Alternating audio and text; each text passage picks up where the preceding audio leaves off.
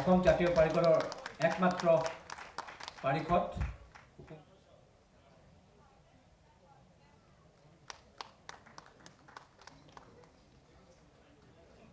মৃদুল মালাকৰ মুখপাত্ৰ এটা পৰিচয়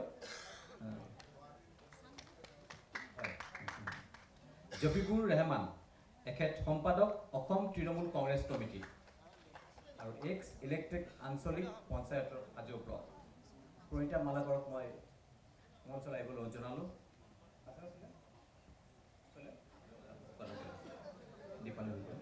পংকজ বৰুৱা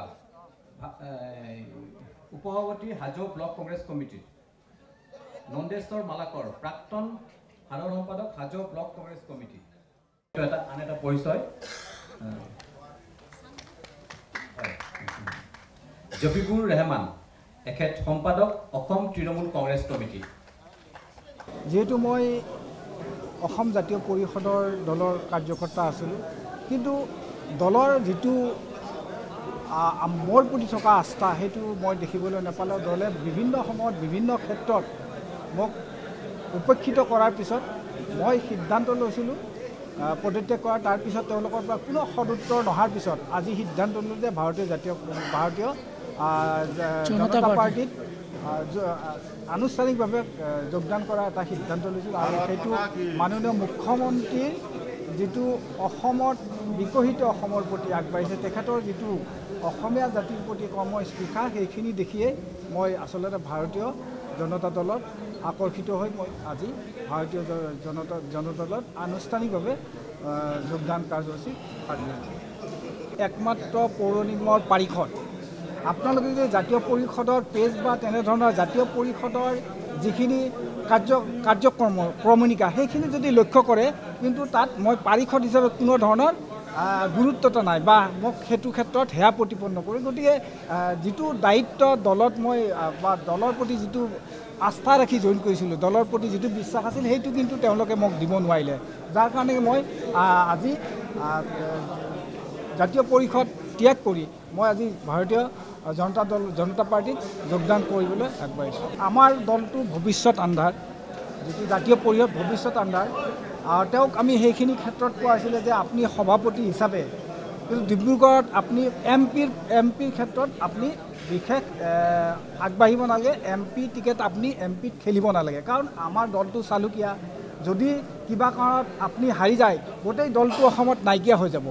গতিকে তাৰে আজি হয়তো কিছুদিন পিছতে আপোনালোকে দেখিব, হয়তো সেই আমি যিখিনি মনৰ ব্যক্ত কৰিছিলোঁ সেইখিনি হয়তো প্ৰতিপন্ন হ'ব। আৰু লুৰিণজ্যোতি গগৈ বহু ব্যৱধানত তেখেত হাৰিব, কাৰণ সৰ্বানন্দ সোণোৱাল ডাঙৰীয়া মই সদৌ অসম ছাত্ৰ সন্থাত যেতিয়া আছিলোঁ, তেখেতক তেতিয়াৰ পৰা পোৱা জাতীয় নায়ক হিচাপে মই গুৱাহাটী বিশ্ববিদ্যালয় সাধাৰণ সম্পাদক হিচাপে থাকোঁতে তেখেতক আদৰিছোঁ বা বিভিন্ন ক্ষেত্ৰত তেখেতৰ লগত আমি কাম কৰিছোঁ। তেখেতৰ যিটো অসমীয়া জাতিৰ প্ৰেম সেইটো কিন্তু তেখেতৰ তাত আছে। আৰু মানুহ অসমীয়া বা অসমখনৰ প্ৰতি কাম কৰাৰ তেখেতৰ যথেষ্ট স্পৃহা আছে। ৰূপান্তৰৰ খনিকৰ ডক্টৰ হিমন্ত বিশ্ব শৰ্মা ডাঙৰীয়াৰ নেতৃত্বত অসমত যি উন্নয়নৰ এক নতুন নক্সাৰে উন্নয়নৰ কাম কাজ আৰম্ভ হৈছে, সেই কাম কাজত আমি সঁচাকৈ আনন্দিত হৈছোঁ। আৰু তেখেতৰ কাম কাজৰ লগত সহযোগিতা কৰিবৰ কাৰণে আমি আচলতে আজি ভাৰতীয় জনতা পাৰ্টিত যোগদান কৰিলোঁ। আৰু আশা ৰাখিছোঁ প্ৰধানমন্ত্ৰী নৰেন্দ্ৰ মোদী ডাঙৰীয়াৰ যি জনকল্যাণমূলক আঁচনি আৰু ডক্টৰ হিমন্ত বিশ্ব শৰ্মা ডাঙৰীয়াৰ অসমক দেশৰ 5খন ৰাজ্যৰ বিকশিত ৰাজ্যৰ ভিতৰত যি আপোনাৰ পৰিগণিত কৰাৰ যি প্ৰচেষ্টা, সেই প্ৰচেষ্টাৰ লগত আমাৰ যি আপোনাৰ যৎসামান্য যি আপোনাৰ সহযোগিতা, এই সহযোগিতাৰে অসমখনক আমি বিকশিত কৰাৰ কাৰণে এক নতুন চিন্তাৰে আজি আমি এই ভাৰতীয় জনতা পাৰ্টিত যোগদান কৰিলোঁ। কংগ্ৰেছ এৰা আৰু ভাৰতীয় জনতা পাৰ্টি যোগদান কৰাৰ মূল কাৰণটো হ'ল কংগ্ৰেছ এতিয়া ফোপোলাস্বৰূপ। তো কংগ্ৰেছত আগৰ নিচিনা সেই আইডিঅ'লজি বৰ্তমান সময়ত আগৰ নিচিনা আইডিঅ'লজি বৰ্তমান নাই।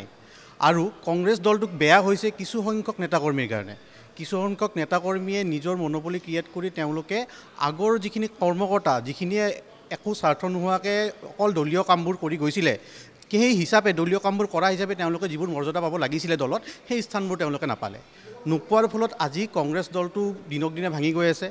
আগৰ পুৰণি মানুহখিনি যিখিনিয়ে দলৰ হৈ কাম কৰি আছিলে, তেওঁলোকে হয়তো ৰাজনৈতিক জীৱন আপোনাৰ ত্যাগ কৰিব লগা হৈছে, নহ'লে বেলেগ সংগঠন যোগদান কৰিব লগা হৈছে, কাৰণ সেই সংগঠনটো আগৰ দিনত হৈ থকা নাই।